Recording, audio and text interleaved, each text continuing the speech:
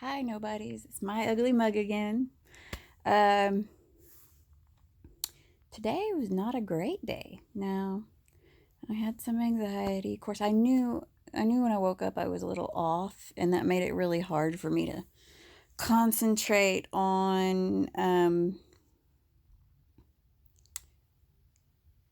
uh, connecting with the universe. Because I knew I had to go to Hobby Lobby today, and that's a little bit further than I like to go. Of course, after I was done at Hobby Lobby, I was able to go to PetSmart and look at the kitties. Yay. I have to wonder though, like why don't they have puppies there? I mean, cause see, like where I go, they've got like the Humane Society. The cats come from the Humane Society for $50 to adopt, and if Bryant or Benton Animal Control puts a cat or kitten there, it's free to adopt the cat or kitten. Their only requirement is that you have to have a carrier for it. And I'm like, well, surely they got small dogs or whatever that they could, just be bringing up there. But I guess maybe they just figured dogs are a lot of trouble or something. They require a lot of attention. I don't pet the kitties that are there. I don't bother the staff to do it because I know that if I touch one of those kittens, I will never want to put it down. It will haunt me. So I'm like, I can't touch them, but I can watch them play, and then I can look at birds and um, hamsters and such. And I like that. Um, I got a letter from one of my friends who's locked up in a federal prison, and they've been on lockdown for since the middle of July because a few people did something that they shouldn't have done. So everybody gets punished. And I get this whole, they want to deter the same thing from happening again. So, these guys can't call home, they can't uh, do anything but write letters. Like they are locked in a cell, no yard time, no cafeteria time. He wrote me that every day they're having peanut butter sandwiches, like every meal, and to me, hearing that and knowing this person is such a high energy person, this is somebody who is always doing stuff. He's just it even comes out in his emails. Like when he emails me or writes me a letter, you can just feel that happy energy um of this is a doer. This is somebody who spends all of his time doing something, and forcing someone like that into solitary confinement for a month at a time because somebody else messed up, to me, that seems detrimental to a person's mental health. And when you look at the inmates themselves, when you look at what got them into prison, a lot of what got them into prison is mental health issues.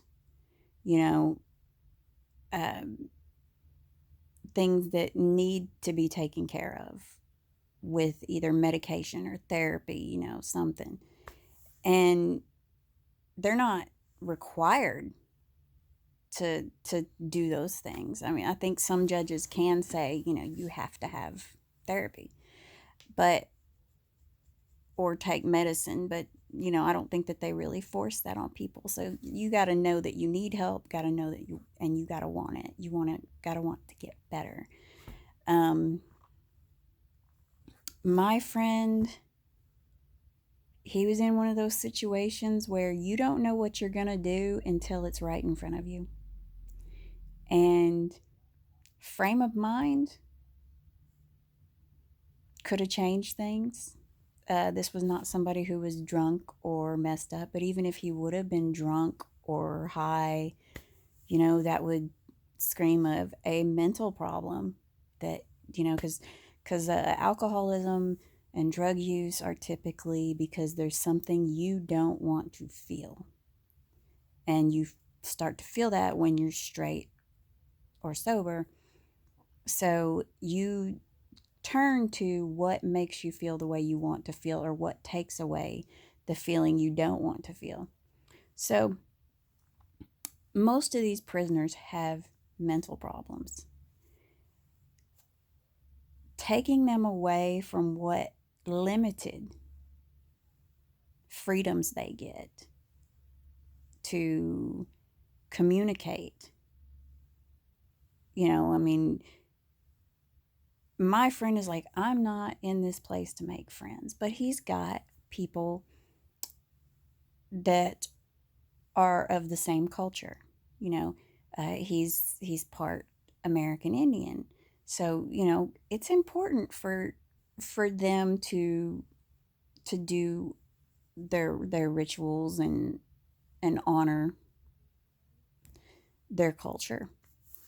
Um, and I'm sure the Hispanic population, if they're really Catholic and really into that whole, you know, um, cultural thing, they've got to have their people to hang out with. If they're Muslim, there's certain things that they like to do together, you know, and to my understanding, I don't even know that they get to go to, like, he didn't say anything about being able to go to church. He's Christian, and he didn't say anything about even being able to go to church.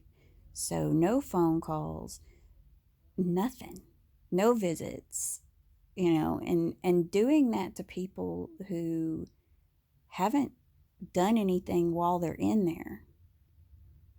When you could just as easily slot the people who are guilty, put them in solitary for a month, and maybe put the place on lockdown early or maybe for a day. Why does it have to be a week, a month, 2 months? Because he said the last time it was 2 months they locked down over something. And it's just, you know, I don't get it. I don't see how that helps anyone to to take them away from what little they have. I mean, they have stuff, like they've got education opportunities that are not as available to those of us on the outside because we don't have the money or we don't qualify for grants or whatever, and that kind of thing is kind of given to them.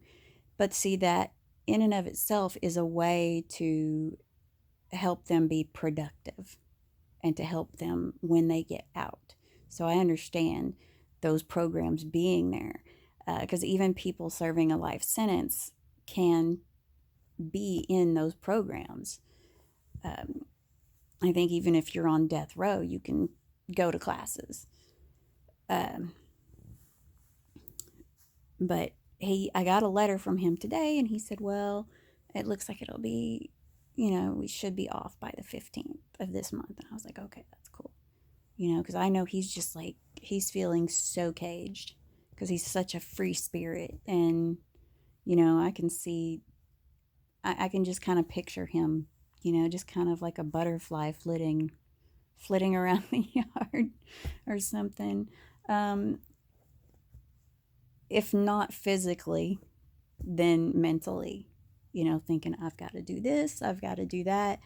I've got a feeling that his brain fires at 100 miles per hour, just go, go, go.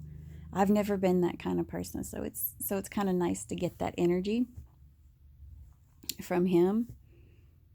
Uh, but that's what I wanted to talk about today. Mainly was just the I cannot imagine, like, if I was locked up, that would be bad enough on my anxiety, and and my BPD and my depression. It would be bad enough. But being forced to sit in my cell for a month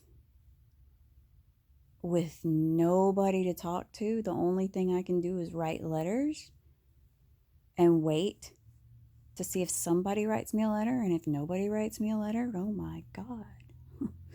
I mean, I would feel so low, and I didn't do anything wrong in that instance. I mean, the wrong I did put me in the place, but when you didn't do anything in that case, I've always hated that one rotten apple spoils the bunch, or the bushel. That's like, no, don't punish everybody. I mean, if you're going to punish people for something somebody did, at least make it small, because I'm thinking that some people would be extra pissed at those people that caused that, because if they're getting off of lockdown at the same time, that's not really fair either, now is it? They should be on lockdown longer, because they're the reason that the lockdown cost everybody their freedom to roam around the prison. It's But of course, you don't want to go beat up that person, because then you'd put everybody on lockdown and you'd be the target. But, I wouldn't be surprised if those people end up with some kind of extra stuff in their food, or, having certain things happen to them, like maybe they get tripped, you know. That kind of shit would especially happen in a women's prison, because women can be very spiteful and very sneaky. But guys know how to bully guys too. So, there can be a whole lot of get the fuck away from me. You're the reason why I didn't talk to my kids for a month. Or you're the reason why I had to eat peanut butter sandwiches for a fucking month. I mean, I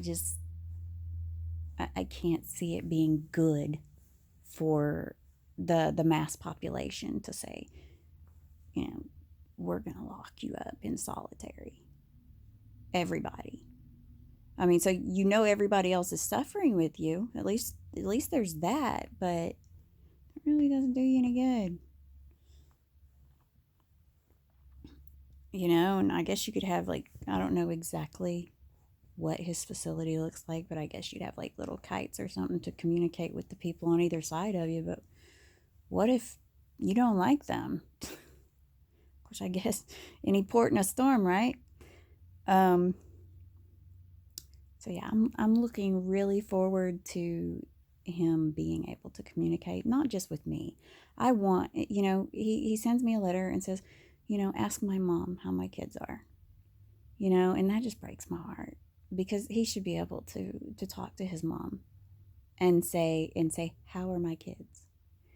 That's just wrong to take that away, because it's bad enough he doesn't get visitors because he's far from his family. They put him in a facility that's many states away, so he doesn't get the opportunity to see them anyway. He doesn't get visitors. So, taking away the that's just, it's wrong on so many levels. And I am going to stop right now, because I could talk about that forever, and you do know how I go on. So that's it. Have a good night.